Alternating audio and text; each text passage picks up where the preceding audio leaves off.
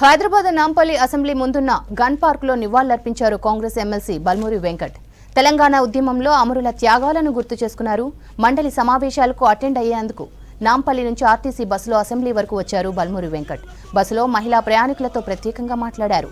సర్కార్ అమలు చేస్తున్న ఫ్రీ బస్ సౌకర్యంపై ఆరా తీశారు. ప్రజా సంక్షేమం కోసం మరిన్ని పథకాలను అమలు చేస్తామన్నారు ఎమ్మెల్సీ బల్మూరి వెంకట్. మండలిలో తొలిసారి అడుగు పెడుతున్నానని చెప్పారు. విద్యార్థుల సమస్యలను ప్రస్తావించి వాటి పరిష్కారానికి కృషి చేస్తామని తెలిపారు.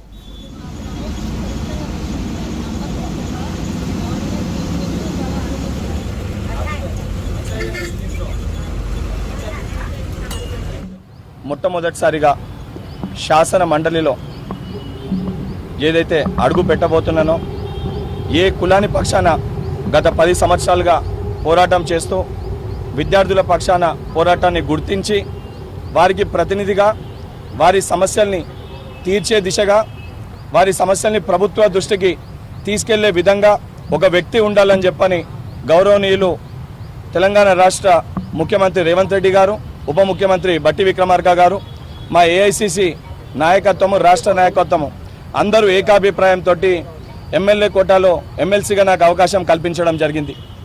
ఏదైతే గత 10 సంవత్సరాలు ఏదైతే నా కులాని పక్షాన, నా యువ కులాని పక్షాన ఏ విధంగా వాళ్ళకు అండదండగా నిల్చున్నానో, తప్పనిసరిగా నా వైపు, తప్పనిసరిగా యువ కులాని వైపు, విద్యార్థుల వైపే బల్మూరి వెంకట్ ఉంటాడు.